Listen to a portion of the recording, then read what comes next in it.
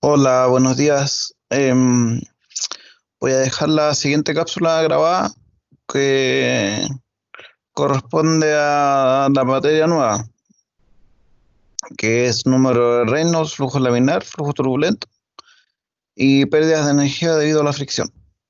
Entonces, esta unidad corresponde a calcular las pérdidas que se producen por largo de tubería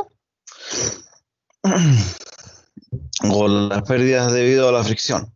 Eh, Para poder calcular estas pérdidas, lo que, lo que debo tener claro son los siguientes términos. El primer término es el término de viscosidad. La viscosidad en términos generales es la oposición del fluido a la oposición que pone el fluido a fluir. Esto quiere decir que mientras más le cueste fluir al fluido a través de la cañería, mayor va a ser su viscosidad.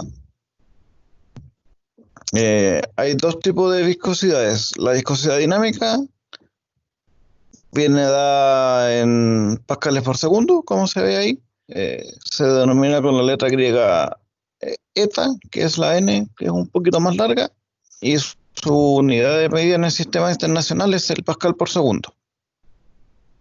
La segunda viscosidad se conoce como viscosidad cinemática y es la relación entre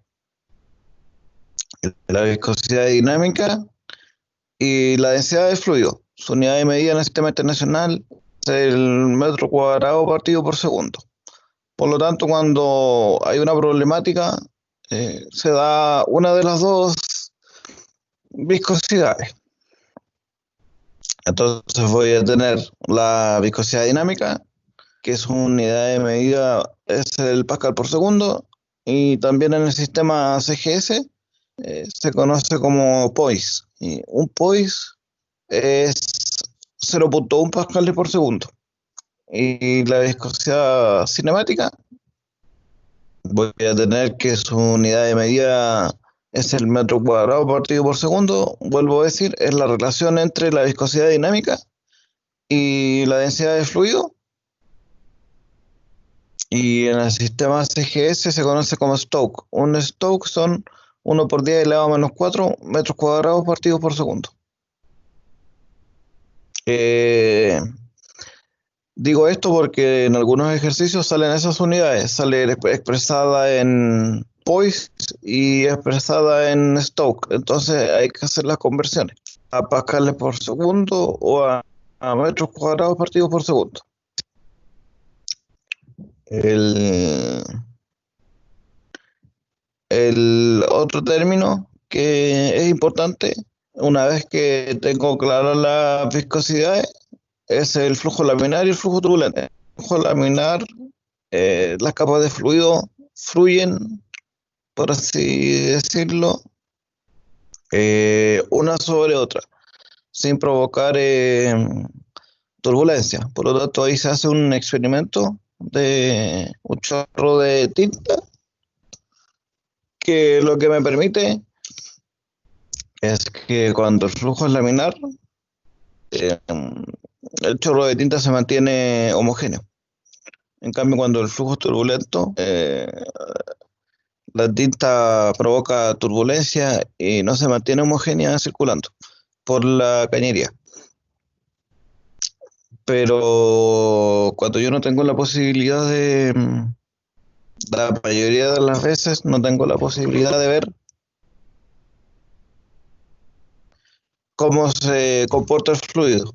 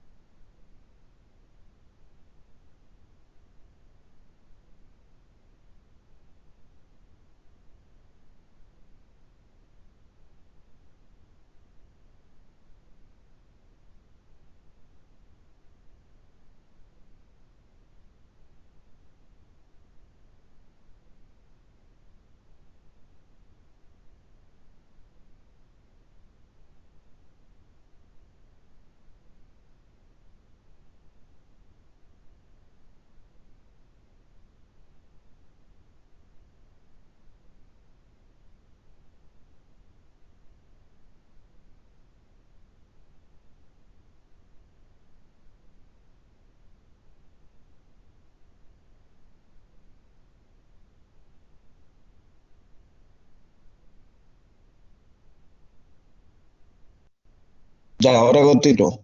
La mayoría de las veces yo no tengo la posibilidad, o la mayoría de las veces yo no tengo la posibilidad de ver cómo se comporta el fluido dentro de la tubería. Por lo tanto, la, la posibilidad que tengo para determinar si el flujo laminar es turbulento es aplicar una expresión matemática que se conoce como número de Reynolds. Por lo tanto, voy a tener que el número de Reynolds, si la relación del número de Reynolds es menor a 2000, se dice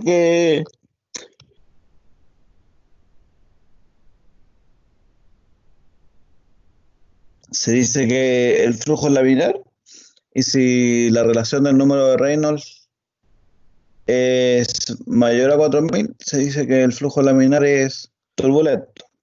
Por lo tanto, voy a tener un número de Reynolds, calculándolo con viscosidad dinámica, voy a tener una relación para poder calcular el número de Reynolds que equivale a velocidad por el diámetro de la tubería por la densidad de fluido partido por la viscosidad dinámica.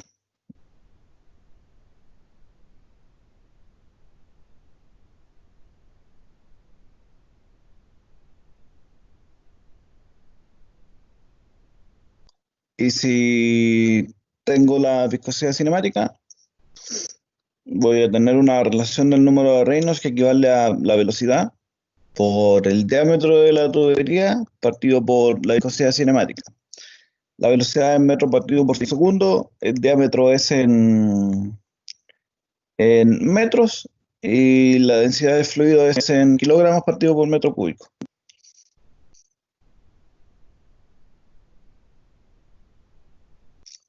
Y bueno, en esa tabla lo que se pretende es eh, dar a entender las unidades con las que se trabaja el número de Reynolds. Recomiendo siempre trabajarla en unidades del sistema internacional. Si el número de Reynolds en sí no tiene unidad, por lo tanto todas las unidades que están presentes dentro de la formulita eh, se debiesen eliminar entre sí y no debiese quedar ninguno. Bueno, una vez que se tiene claro la viscosidad y se tiene claro el número de Reynolds, eh, para poder calcular la pérdida de energía debido a la fricción o la pérdida por largo de tubería, lo que debo realizar es aplicar la ecuación general de la energía. En la ecuación general de la energía voy a tener la velocidad 1 partido por gamma más Z1 más la velocidad 1 al cuadrado partido por 2G más la energía aportada menos la energía retirada menos la energía perdida debido a la fricción, que se divide en pérdidas primarias y pérdidas secundarias. Voy a tener entonces la presión 2 partido por gamma más la elevación 2 más la velocidad 2 al cuadrado partido por dos veces la gravedad. Por lo tanto, voy a tener en las pérdidas primarias, para poder calcular las pérdidas primarias debido a la fricción o largo de tubería, debo aplicar una ecuación que se llama ecuación de Darcy-Weisbach o solamente ecuación de Darcy, en la cual debo tener un valor que se conoce como F, que aparece ahí, que se conoce como factor de fricción. El factor de fricción equivale o sea, la pérdida primaria equivale al factor de fricción por el largo de la tubería partido por el diámetro, por la velocidad cuadrada partido por dos veces la gravedad. Voy a tener el factor de fricción por el largo de la tubería en metros. El factor de fricción no tiene unidad. Por el largo de la tubería en metros, partido por el diámetro en metros por la velocidad cuadrada, la velocidad en metros partido por segundo, partido por dos veces la aceleración de gravedad. 9.81 metros partido por segundo al cuadrado.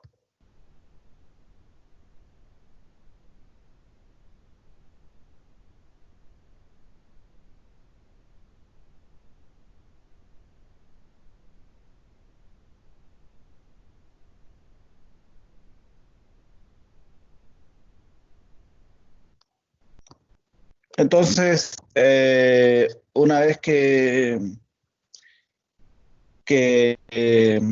aplico la ecuación de Darcy-Weisbach, lo que obtengo son las pérdidas por largo de tubería.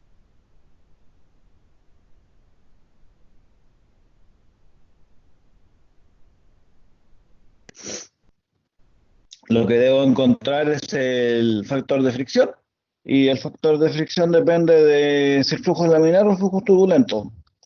Por lo tanto, depende del número de Reynolds. Voy a tener, si el flujo es laminar, quiere decir que el número de Reynolds es menor a 2000, el factor de fricción equivale a 64 partido por el número de Reynolds. Y si el flujo es turbulento, debo aplicar un diagrama que se conoce como diagrama de Moody. En el diagrama de Moody, que es el diagrama que se está proyectando a continuación, debo tener dos valores sí o sí. Debo tener el valor de la rugosidad relativa, que es el valor que aparece en la columna del lado derecho, y debo tener el número de Reynolds. ¿Ya? La rugosidad relativa equivale al diámetro partido por el épsilon. Si ustedes se fijan en el texto número 6, que está publicado en la internet, aparece esta misma tabla, pero dice rugosidad relativa épsilon partido por el diámetro. Por lo tanto, las dos son válidas. Si se fijan, los valores de rugosidad son más pequeños, los valores de rugosidad relativa. En la tabla que está en el texto 6 aparece inserto dentro de la tabla los valores de rugosidad.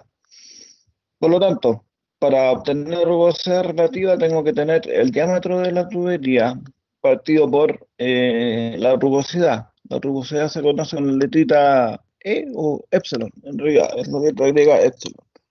Y el número de Reynolds que calculé anteriormente. El punto en el que coincidan ambos me va a indicar en la tabla, en la columna de la izquierda, el factor de fricción. Por lo tanto, debo tomar el valor de la rugosidad relativa, seguir la línea y hacerla coincidir con el número de Reynolds. El punto en el que coinciden ambos es el valor del factor de fricción. Voy a tener entonces, me falta un término que es rugosidad. A lo cual voy a tener que la rugosidad no es más que hay una tubería y la rugosidad es en sí las imperfecciones que tiene por dentro de la tubería. En este curso no se pide calcular rugosidad, pero sí,